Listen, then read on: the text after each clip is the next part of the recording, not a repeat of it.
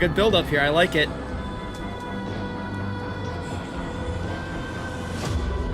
We got a good build up. I like what I'm seeing. Ooh, this is actually really sick. Yes, this is already looking better than True Colors.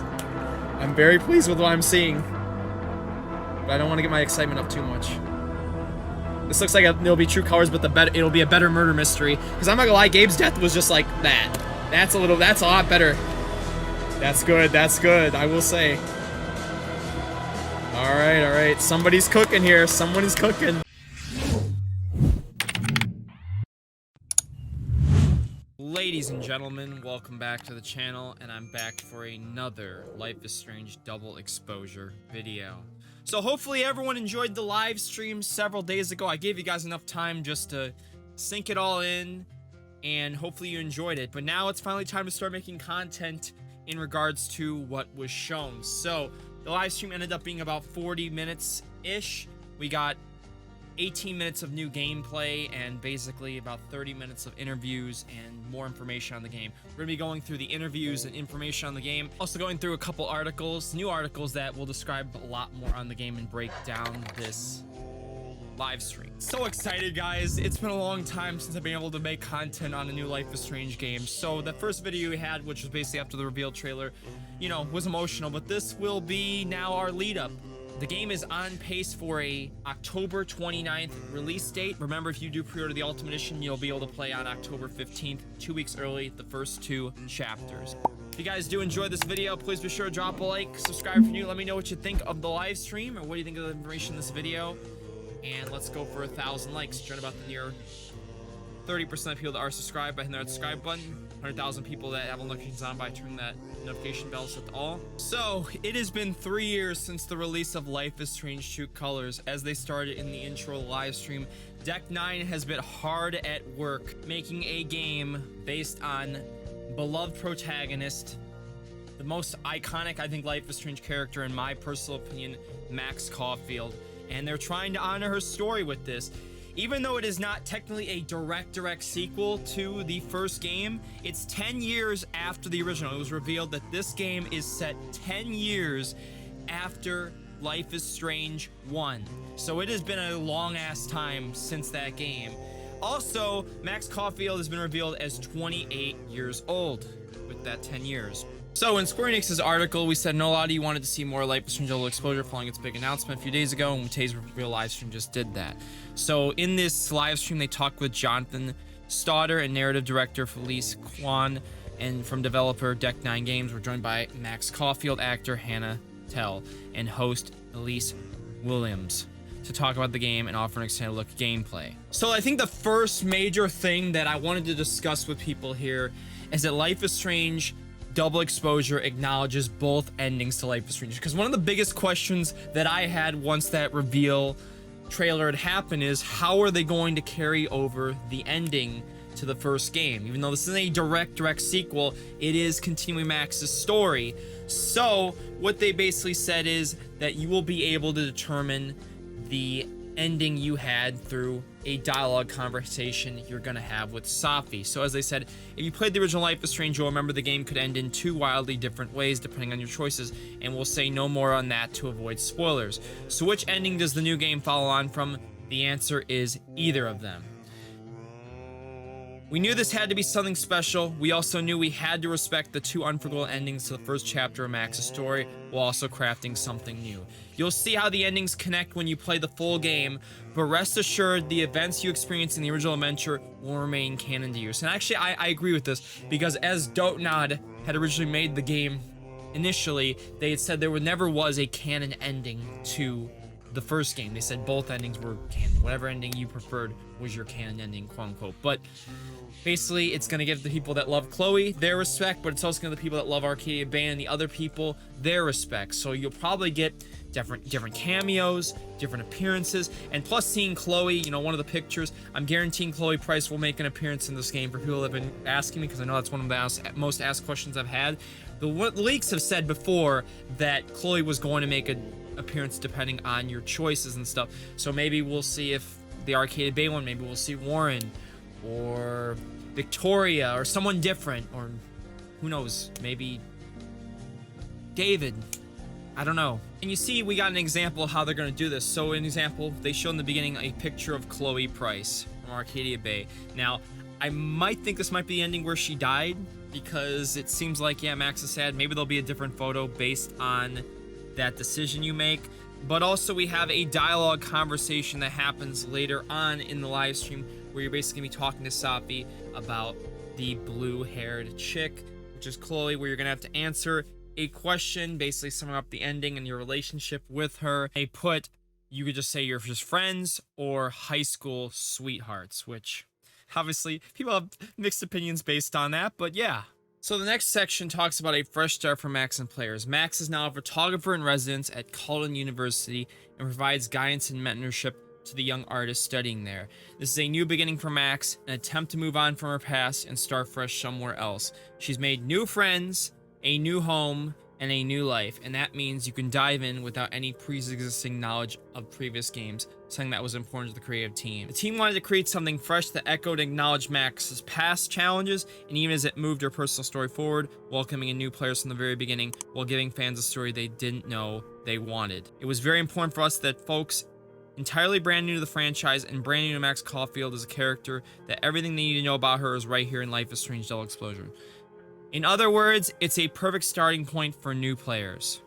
So as I said, it's not technically a direct sequel, but it is a whole continuation of Max and her story, and they basically want to make it. I mean, I personally recommend, even if you aren't familiar with the series or you're going to be a new player here, I'd recommend you play the original, because the original, in my opinion, is the best game in the series. All the Life is Strange games, so please go play the original. Even if you don't necessarily need to, for the story and everything, I still would, because it's pretty important to Max's character.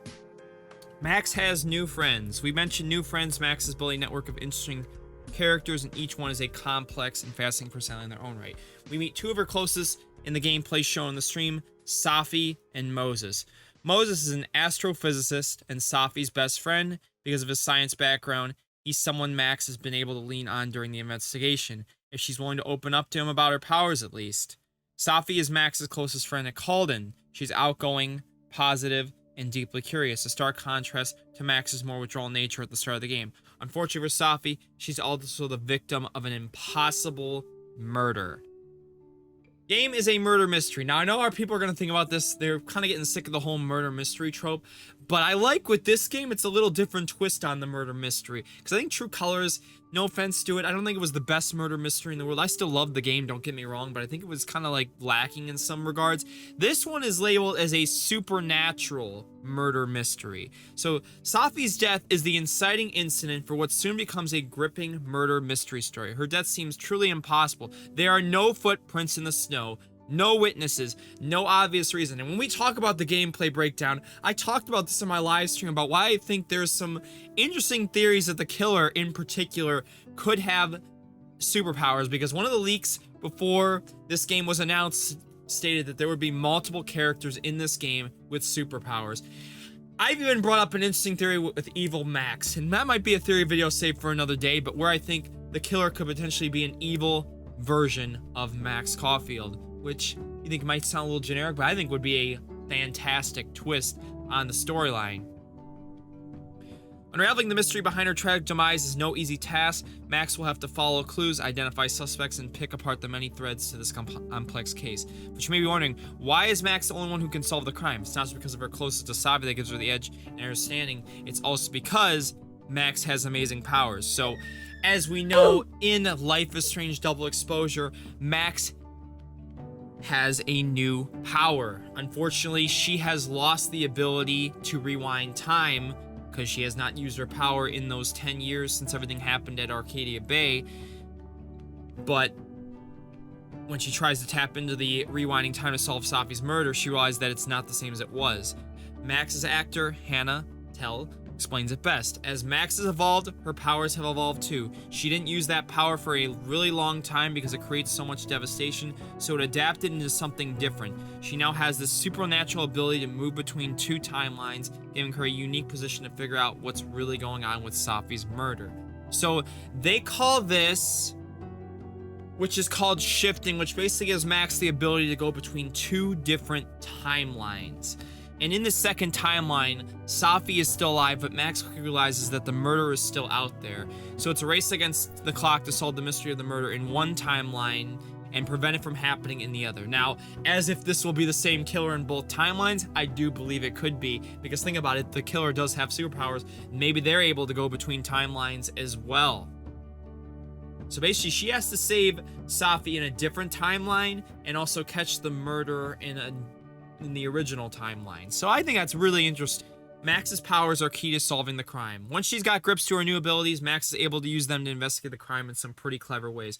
One of her most useful powers is Pulse. This lets her extend her supernatural sense to grab a glimpse of people and objects in the other timeline while remaining in her current one. This allows her to eavesdrop on conversations, follow suspects, and more, all without them knowing. She can also shift physically into the other timeline and shift spots. Once she's found one, she can instantly transport herself to the other environment, allowing her to talk to suspects who won't open up in the other timeline, get through previous locked doors, and much more. So the possibilities that they could end up doing with this really sounds cool. So the timelines are distinctly different. Firstly, as the creators are keen to stress, it's pretty confusing for Max, but the two timelines feel distinct. Despite being the same location, areas will look different due to the events of the story. Weather patterns are different and other changes besides. It means that each timeline has its own distinct feel, which keeps things clear and fun to explore. So you shouldn't get mixed up into which timeline you are in.